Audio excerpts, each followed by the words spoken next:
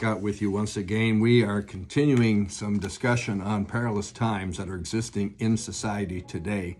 These are real events. These are things that are really happening, and they show us that we're in the last days, because in the last days we'll see perilous times. This is 2 Timothy chapter 3, verse 1. Yesterday, as I shared with you, we talked about and shared about two brothers, dangerous as can be, who fatally stabbed 10 people and seriously wounded 18 others for no apparent reason.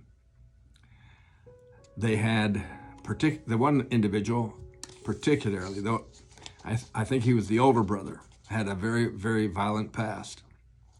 So what leads to this? And why does this occur?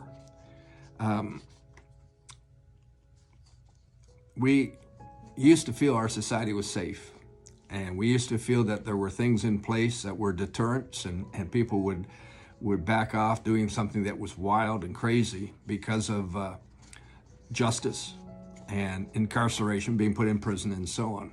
But our times today are changing, and they're changing indirectly. Indirectly, we could say our government is helping create perilous times. Now, I know that you may not agree with me, but let me at least share some thoughts with you today. The main perpetrator in this situation had 59 prior criminal convictions of various kinds. His convictions consisted of threats to people, assaulting people with weapons, even assaulting a police officer. He was involved in robberies and forced people into robberies. Now, his actions were incomprehensible. For instance, the newspapers reported that he got angry at two people in a restaurant and stabbed them with a fork. Who does this?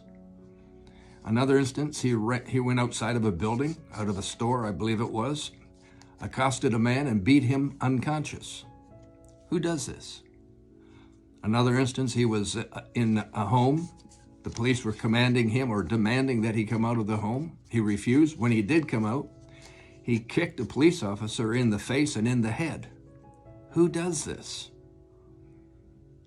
So he was sentenced to 4.5 years in prison.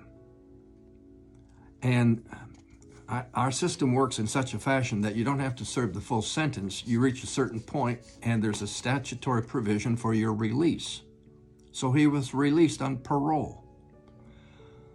But even at that time, the psychologist said that he was a risk for spousal violence, and he was a high risk to reoffend with violence. So their best analysis was, this man is dangerous, and yet he still was released on parole.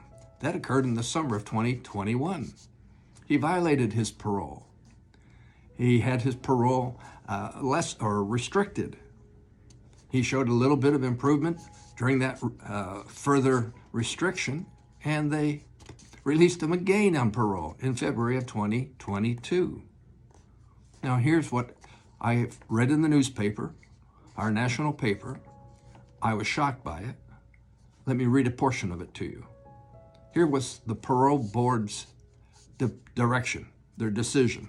They said, "It is our opinion that he will not pose an undue risk on his release, and that his release will contribute to the protection of society as a law-abiding citizen." Really? I think they were wrong. They released him in February, and here in early September, he and his brother stabbed 10 people to death. 18 were wounded. And he had no reason to do it at all. Innocent people met their untimely end or were severely injured. Many of them were protecting other family members. Folks, here's the problem. The justice system has been recreated. I studied law and became a lawyer in the 1980s. Practiced for about 17 years. I didn't do a lot of criminal work, but I studied criminal law, and the rules were pretty straightforward. You break the law, you go to jail. You don't get out. But since then, things have been softened, changed. We want to protect the individual's psychic.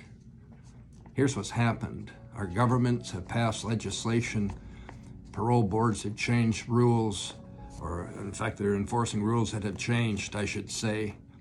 And we now protect the guilty and we leave the innocent to fend for themselves. Things are wrong.